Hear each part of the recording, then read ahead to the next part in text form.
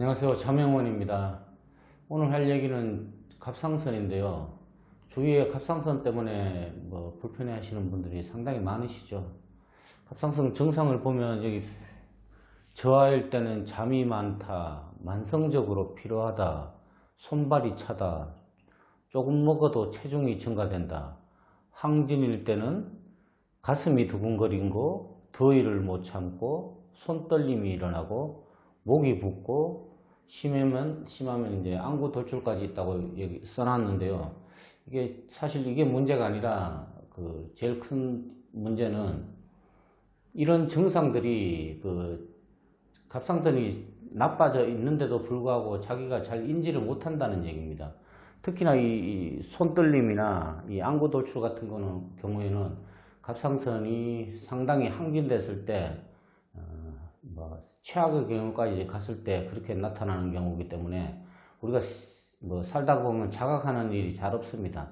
대부분 그냥 요즘 무리해서 좀 힘든가 보다 이렇게 하다가 넘어가다가 너무 이제 힘들면 요즘 내 몸이 왜 이러지 이러면서 이제 목이 자주 부어서 대표적인 게 이겁니다. 목이 좀 자꾸 부어서 편도선이 문제인가 해서 병원을 가게 되죠.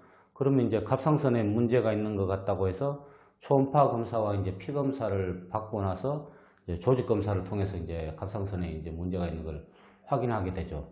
근데 조직 검사에서 만약에 문제가 생겼다면 이제 수술을 통해서 제거하라고 이제 권유를 받죠. 근데 사실 권유를 받았을 때 제거하지 않을 사람이 누가 있겠습니까?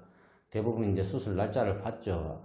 제거하지 않으면 또 종양으로 이제 발전될 가능성이 높다 이런 식으로 이제 차후 계획을 설명을 받았는데 나는 이제 수술 안 하고 버틸 거야 이런 사람들이 사실 잘 없습니다. 그런데 수술 후에 부갑상선까지 만약에 문제가 생겨버리면 그때부터는 이제 평생 이제 약을 먹으면서 약에 의존해야 되는 거죠. 약에 의존한다는 거는 이렇게 보시면 되죠. 나는 약을 먹고 내가 이제 이 건강한 약을 먹고 목숨은 붙어 있어 기본적인 생활은 유지하지만은 내가 예전같이 건강한 삶을 이루어 가기는 상당히 힘들다고 보시면 됩니다. 그래서 가장 안타까운 경우인데 갑상선 제거하시는 분이 내 젊음을 수술하는 겁니다. 내 젊음을 수술하는 겁니다. 갑상선은 단순하게 따지면 내 젊음을 바로 이제 갖다 바치는 게 갑상선 수술인데 그만큼 힘듭니다. 근데 저희 선명화법에서는 갑상선을 이제 수술하지 않고 기능 항진이든 저하이든 간에 맨손으로 에너지 포인트를 자극해서 갑상선을 이제 제가 교육을 통해서 교육받은 분들이 주변에 이제 가족이나 친인척을 이렇게 해줘서 수기 치료를 통해서 많은 효과를 보고 있습니다. 갑상선이 제가 1편에 잠깐 설명드렸는데요. 갑상선은 우리 몸의 뇌와 심장, 부신, 호르몬을 생산하는 부신을 조절하는 것이 바로 갑상선입니다. 그만큼 중요합니다. 뇌, 심장, 부신, 호르몬 생산. 갑상선의 기능 문제는 이제 뇌 기능의 문제, T1 호르몬입니다. 뇌 기능의 문제가 생기고, 그리고 심장의 리듬 문제, 순환이 안 되는 거죠. 뇌의 기능 문제야 여러분도 잘 아시다시피 사람이 좀 예전만치 기억력이 떨어진다. 조금만 무리하면 멍해진다. 이런 게 있고, 심장의 리듬 문제는 이제 대표적인 것이 이제 순환이 안 돼서 이제 손발이 차가운 이제 수족냉증 이런 게 있을 수 있습니다.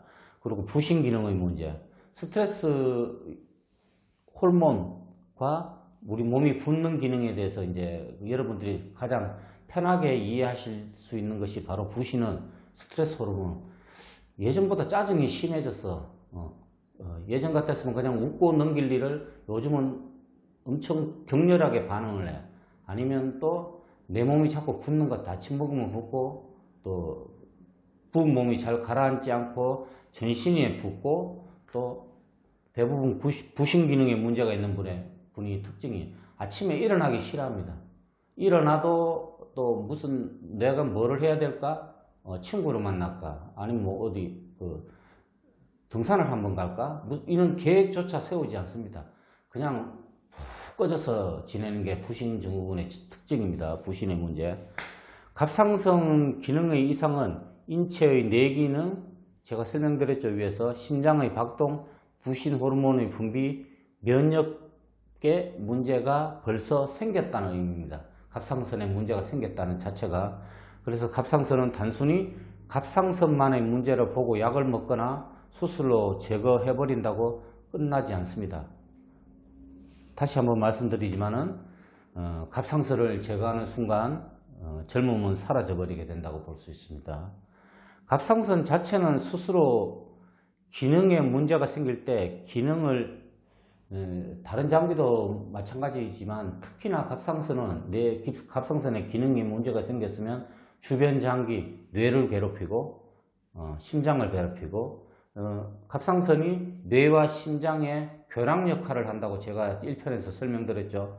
그러면 갑상선에 문제가 있으면 뇌도 애를 먹고 심장도 애를 먹고 갑상선 호르몬 분비와 연관된 부신의 호르몬 분비도 악화돼서 우리 몸 전신에 문제를 일으킵니다. 뭐 뇌기능의 저하, 면역계 질환, 그리고 갑상선이 또 대사와 직접적인 연관이 있기 때문에 대사증후군을 또 일으키게 되죠.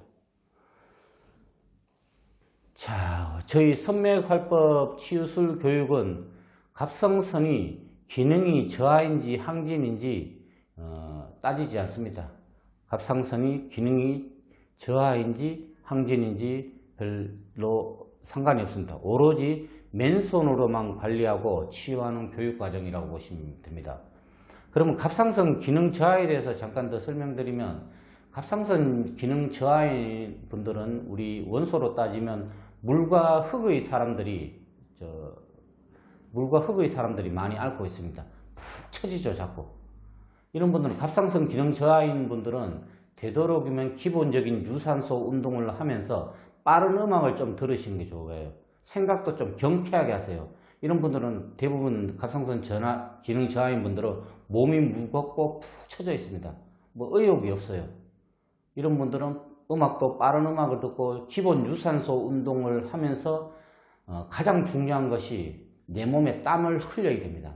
땀이 막 비 오듯이 하는 운동을 처음에는 안 되실지 모르지만 점점 이제 체력을 키워서 나중에는 최종 목표가 내가 오늘 진짜로 이 속옷까지 젖을 정도의 운동을 하냐, 이게 바로 갑상선 기능 저하인 분들을 이제 해결할 수 있는 방법입니다. 그리고 갑상선 기능 항진인 경우에는 불과 바람의 사람들이 항진일 가능성이 높습니다. 내 몸의 원소가. 이런 분들은 어떤 기본 유산소 운동을 하되 너무 동적인 운동보다도 어느 정도 정적인 운동을 좀 가미하시는 게 좋습니다. 뭐 요가나 필라테스나 이런 조금 정적인 운동을 하시고, 땀을 흘리는 유산소 운동 분명히 하셔야 되지만 기본 유산소 운동과 플러스 좀 잔잔한 음악, 그리고 생각도 조금 낮추시는 게 좋아요.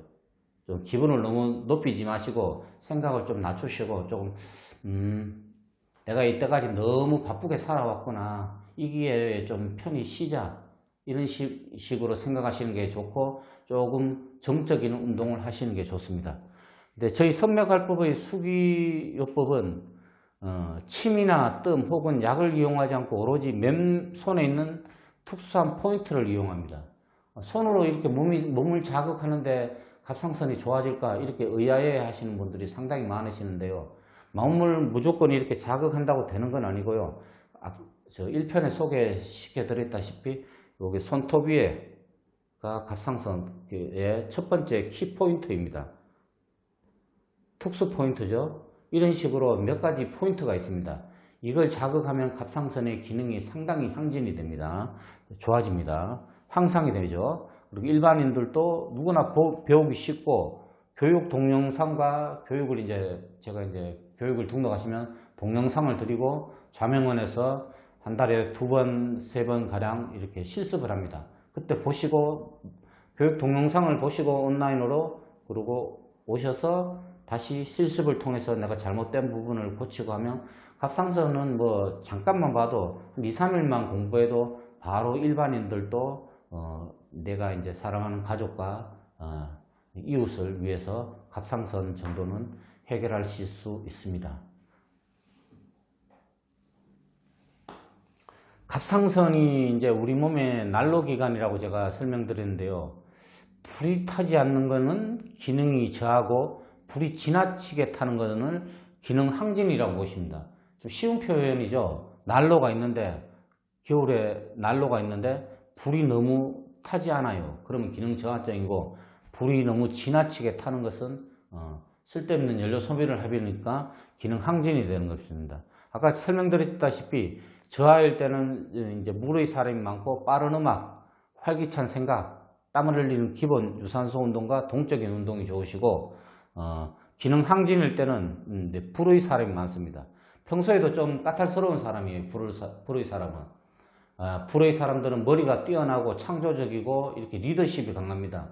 어떤 조직에서도 내가 이겨야 직성이 풀리는 사람이에요. 불이 너무 강한 사람은 남 밑에 있질 못합니다. 그냥 내가 대장이 돼야 직성이 풀린 사람. 상당히 머리가 뛰어납니다. 이런 사람. 근데 머리를 많이 쓰는 만큼 신경을 많이 쓴다는 얘기죠. 이런 분들은 이때까지 내가 너무 업돼서 살아왔으니 잔잔한 음악과 마음을 안정시키는 생각, 기본 유산소 운동 플러스 조금 정적인 운동을 권합니다. 갑상선을 지키는 방법이라고 나왔는데요. 첫 번째, 선맥활법의 갑상선 치유법, 갑상선 관리, 부신 관리. 아까 얘기한 우리 몸의 특수 혈자리를 통해서 자극을 부드럽게 하시고요. 그리고 갑상선이면 갑상선, 당뇨면 당뇨, 골다공증이면 골다공증, 키성장이면 키성장, 각각의 특수 혈 포인트가 있습니다. 특수 포인트가 있습니다. 그걸 이제 배우셔서 자극만 하시면 됩니다. 보통 이제 보통 우리가 이제 치유해주는 시간을 물어보시는 분이 있는데, 한 10분, 15분이면 충분합니다. 여러 군데 만지실 필요가 없어요. 여러 군데 이렇게 하면 하는 사람도 너무 피곤해 합니다. 그래서 받는 사람도 여러 군데를 너무 많이 해버리면 오늘 내가 뭐가 좋아져야 될지 우리 몸의 인식을 못하는 경우도 상당히 생깁니다. 근데 이렇게 여러 군데 자극하는 건 마사지 같은 경우에는 내 기분을 좀 릴렉스하거나 아니면 운동 후에 근육통을 호소할 때는 상당히 좋지만 이런 직접적인 이제 몸의 불편함에 대한 치유에 대해서는 간단하게 만지시는 게 좋습니다. 그리고 또 부신 관리. 부신이 이제 호르몬을 생산하는 그 기관이라고 했죠. 이 부신 관리를 하면 됩니다. 그리고 두 번째가 갑상선의 연관 근육이 바로 소원근입니다. 소원근. 소원근이 어디 있냐 그러면 견갑 외측, 견갑골 날개 천사뼈라 그러죠. 날개뼈 외측에서 이렇게 해서 여기 이 팔의 어깨뼈의 외측으로 이렇게 감싸도옵니다. 그러니까 단순하게 표현해서 이렇게 가신다는데 제가 차례 짜서 했으면 이렇게 그러니까 뒤편이죠. 뒤편 견갑골에서 이렇게 올라오시면 오는 근육이라고 보면 됩니다. 소원근. 이걸 조정해야 되고요. 그리고 비타민 D 섭취를 권하는데 비타민 D도 맞는 분이 있고 안 맞는 분이 있어요. 그래서 제가 이제 유튜브에 이전 유튜브에 올렸지만 내 몸에 맞는 영양제 검색하시면 제 유튜브에 나와 있습니다. 이 비타민 D가 내 몸에 진짜 맞는지, 지금 필요한지, 첫 번째, 내가 꼭 먹어야 되는지, 두 번째, 먹어도 그만, 안 먹어도 그만인지, 세 번째, 별로 필요 없는 건지, 이걸 이제 검사해서 이제 드시고, 그리고 네 번째는 갑상선을 지키는 방법은 상당히 중요합니다. 이 네 번째, 순서로는 네 번째지만 어떻게 보면 제가 첫 번째, 두 번째를 다투는 겁니다. 마음인데 근심, 걱정, 두려움입니다. 갑상선에 해당하는 우리 마음의 상황이 어릴 때부터 너무 지나치게 경쟁을 강요당하고 이번 시험 망치면 어떻게 하지?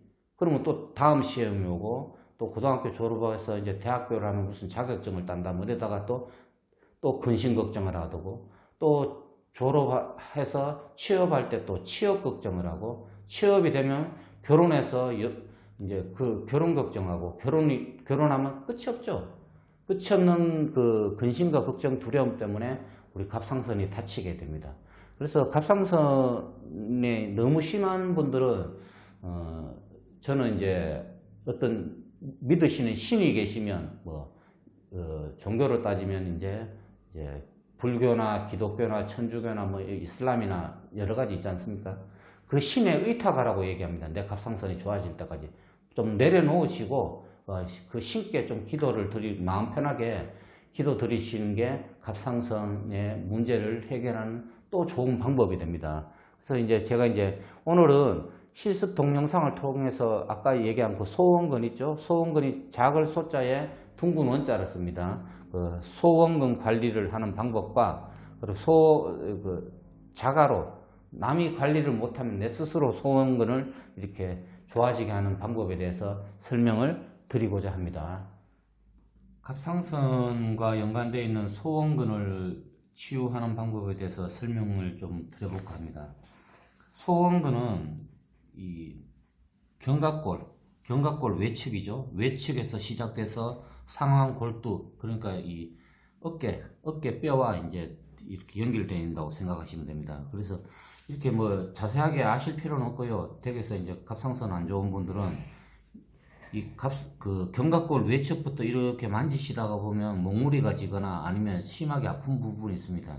제가 손으로 한번 표시를 해볼게요. 이렇게 V자로 그 견갑골이 있죠. 그러면 이 외측, 안쪽 말고 외측에서 시작돼서 이 어깨 골두로 이렇게 골두를 외측으로 타고 들어가는 게 그 소원근입니다. 그래서 이렇게 만지시다 보면 통증이 유달리 심한 데가 있을 거예요. 그걸 풀어주시거나 아니면 나는 근육대에서 좀 재주가 없다 이러신 분은 손난로 이용해서 이 겨드랑이 애가 이 견갑골에서 이 상완골두로 가는 게 애가 쪽으로 이렇게 눌러서 이렇게 부드럽게 풀어주시면 돼요. 이렇게. 자세한 이미지는 인터넷으로 검색하시면 소원근이라고 이제 검색하시면 자세한 이미지가 나와 있으니까 그 부분을 따라서 이렇게 풀어주시면 됩니다. 그런 다음에 이거는 이제 일반적인 이제 소원근의 근육의 마사지에 대해서 설명을 드렸고요. 요번에는 소원근에 해당하는 림프 치유에 대해서 말씀드릴게요. 소원근의 림프는 그 뒤쪽 림프는 어디 있냐 그러면 흉추 2번입니다. 흉추 2번을 이렇게 잘 못 잡으시는 분이 있는데 목뼈가 이렇게 7개가 있죠. 그럼 맨 아래 흉추 7번 뼈가 톡 튀어나와 있습니다. 이 목뼈가 쏙 들어가 있다가 갑자기 뼈가 켜집니다. 그게 첫 번째가 경추 7번입니다. 그 다음이 흉추 1번이죠. 그 다음이 흉추 2번 이렇게 생각하시면 됩니다. 나 그래도 모르겠다 싶으면 목 뒤에부터 이 후두골에서부터 이렇게 손을 딱 놨을 때 5손가락 정도 대부분 한 5손가락 정도 됩니다. 그 다음이 흉추 2번이라고 생각하시면 됩니다. 흉추 2번에서 왼쪽으로 2.5cm, 오른쪽으로 2.5cm입니다. 여기를 이렇게 1분 미만으로 위아래로 하시거나 둥글게 하시거나 이렇게 좀 부드럽게 풀어주시면 됩니다.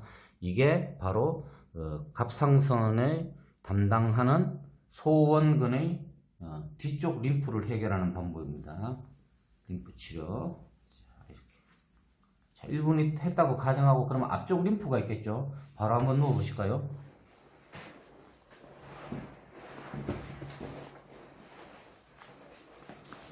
앞쪽 림프 같은 경우에는 누구나도 뭐 바로 아실 수 있는 방법이 이게 쇄골이죠. 여러분들 다 이쪽 이렇게 쇄골이 있죠. 쇄골 다음 뼈가 바로 이제 늑골 2번이라고 보시면 됩니다. 정확한 위치는 늑골 2, 3번의 좌우 2.5cm거든요. 쇄골 아래쪽에서 좌로 2.5cm, 우로 2.5cm, 옆에가 바로 갑상선에 연관되어 있는 소원근의 앞쪽 림프입니다.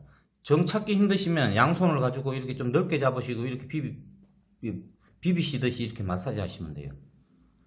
림프는 이제 쉬운 말로 우리가 포인트가 그냥 500원짜리 동전 만화게 안에 접하면 되니까 침이나 이런 게 아니니까 어느 정도 이제 좀 폭넓게 잡으셔서 초보자는 이 흉골을 중심으로 왼쪽 2.5cm, 오른쪽 2.5cm를 이렇게 부드럽게 풀어주시면 됩니다. 1분 미만으로 앞쪽도 마찬가지입니다.